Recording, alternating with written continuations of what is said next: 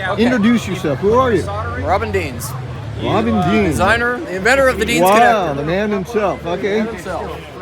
All right. Now this setup right here is testing connectors in parallel.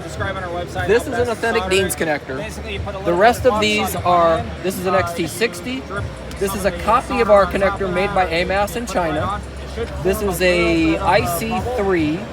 And this is another copy of our connector made by AMAS in China. The same amount of power is going through all of these connectors. We're going to check the voltage drop. You can think of this as basically just a resistance number. Start off with the one you said you're using, made by AMAS. On top of that pre-soldered. The drop is 5.85. What are we looking at? Volts or It is milliamps, volts, but think ohms? about it. It's with a formula you can convert that into ohms of resistance. Just think of it as the number right now. It's all you need to know. Okay. So now we go to an IC3. And then you go through and pull it off. You're at 3.5. Okay. Then you're going to go to a real, genuine Deans connector. They must be gold plated then. They are. And that has a drop of 1. Okay. So going back to this one again, That's what I use right there. that's a drop of 6. That's 6 times more resistance. This is another copy here. This is made by AMAS. 4.5. And here's an XT60, which a lot of people are running, obviously.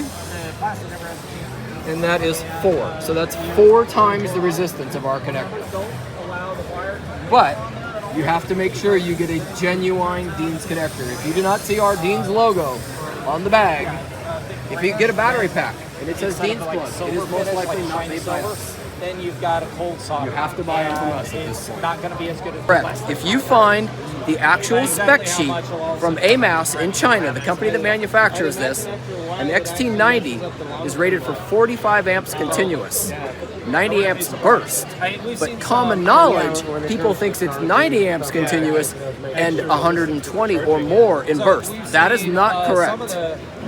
So, really bad connectors where let's see how much power we can actually put through one of our connectors.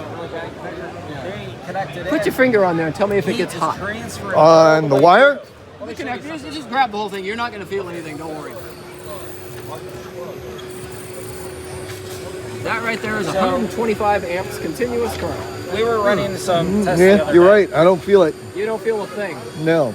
So, But if you go online, you hear a lot of people saying, my wiring's 140 degrees. When your wiring is 140 degrees, you this here just is increase Deans, this here is your resistance over ambient. When copper gets hot, when wire gets hot, ours was still it increases in lower resistance. because Just going from polymer materials ambient, like 70 degrees, to 110 degrees is a 10% increase in resistance of your overall wiring circuit. So heat is the enemy. You do not want to have warm wires. It's that simple.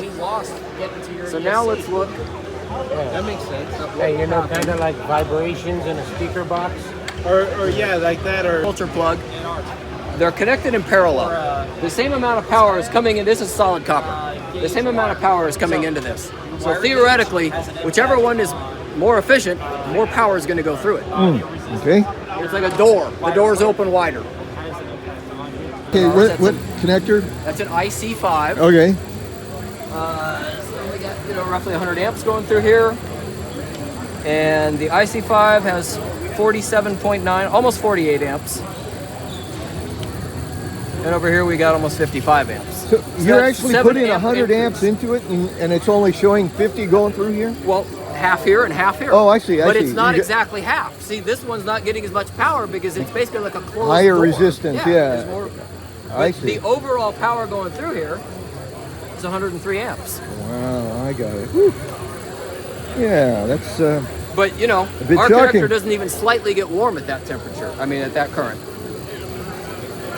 yeah, a little different. A little different. So, how do we buy these? Where do we buy them?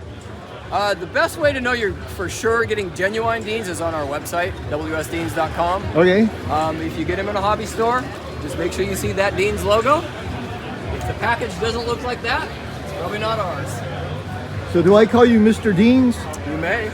You are Mr. Deans. I'm Robin Deans. Okay. Well, I appreciate all your time.